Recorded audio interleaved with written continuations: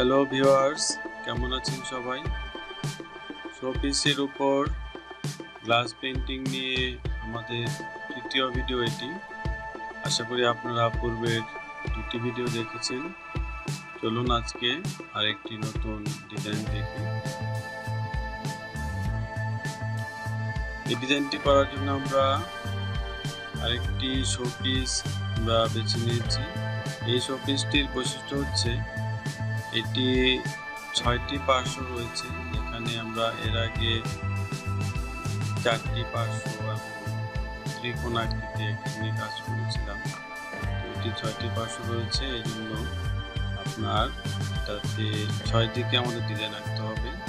তো আমি এক পাশে একটি র্যান্ডম একটি ডিজাইন করে নিচ্ছি। মনে রাখবেন, এই ধরনের ডিজাইনগুলো করার ক্ষেত্রে আপনাকে সিম্পল বা সাধারণ সাদাসিধা কিছু ডিজাইন সিলেক্ট করে নিতে হবে।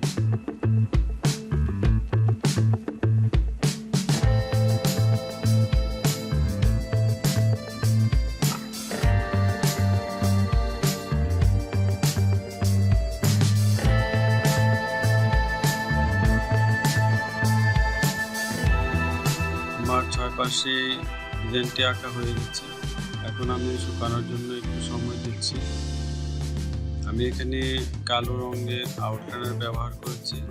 আপনারা গোল্ডেন বা সিলভার ব্যবহার করেও ডিজাইনটি করতে পারেন।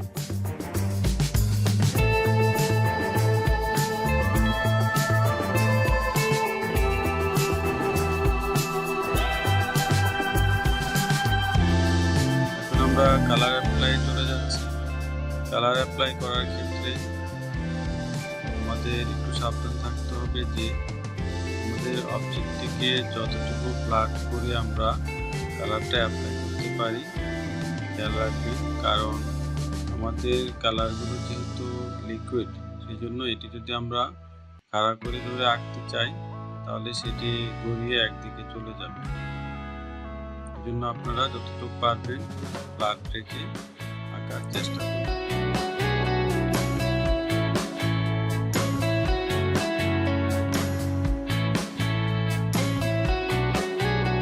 দ্বিতীয় যে বিষয়টি সেটি হচ্ছে, আপনি যখন একটি কালার করবেন সেই কালারটি যে সকল জায়গায় আপনি অ্যাপ্লাই করবেন ঘুরিয়ে ঘুরিয়ে সব জায়গায় সেই কালারটি অ্যাপ্লাই করা শেষ করবেন।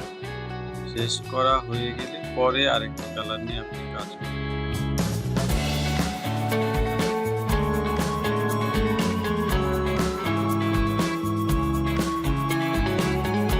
গ্লাস কালারগুলো যেহেতু হালকা হয়ে থাকে, সেগুলো আপনার অ্যাপ্লাই করার পর একটু অনুজ্জ্বল মনে হবে। সেই জন্য প্রথমবার অ্যাপ্লাই করার পরে আপনি সেকেন্ড আরেকটি লেয়ার দিবেন, তাহলে কালারগুলো আরও উজ্জ্বল আকারে দেখা যাবে। আমি এখানে খুবই সাধারণ দুটি কালার ব্যবহার করেছি, একটি সবুজ এবং আরেকটি হচ্ছে লাল, এবং কিছু কিছু জায়গায় আমি গোল্ডেন ইয়েলো দিয়েছি।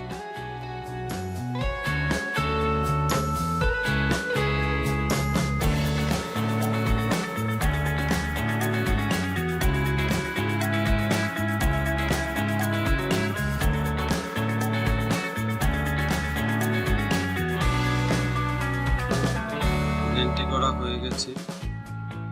এখন আমরা এই শোপিসটির শুকানোর জন্য একটু সময় দেব। তারপর এটার পিছনে যে এলইডি লাইট আছে সেটি জ্বালিয়ে একটু দেখে নিব, দেখতে কেমন লাগে। আসলে এটি দেখতে খুবই সুন্দর লাগে। আপনারা এটি শোপিস হিসাবে বাসায় ব্যবহার করতে পারেন, এবং যেহেতু গ্লাস কালারটি হালকা, সেই জন্য আলোটা কিন্তু পুরোপুরি বের হয়ে আসছে। আমরা যদি এটাতে কোনো ফ্যাব্রিক কালার বা অ্যাক্রিলিক কালার ব্যবহার করি তাহলে আলোটা কম বের হবে, সেখানে ডিজাইনটি আরও ফুটে উঠবে। তো বন্ধুরা, আজকে ভিডিওটি এখানে শেষ করতে যাচ্ছি। আপনাদের কেমন লাগলো মতামত জানাবেন, এবং পরবর্তী ভিডিও দেখার আমন্ত্রণ রইল। যারা নতুন দেখছেন আমার চ্যানেলটি, তারা আমার ভিডিও সম্পর্কে কমেন্টস করবেন, এবং সবাইকে আমার চ্যানেলটি সাবস্ক্রাইব করার অনুরোধ রইল। সবার জন্য রইল অনেক অনেক শুভকামনা। ভালো থাকবেন সবাই।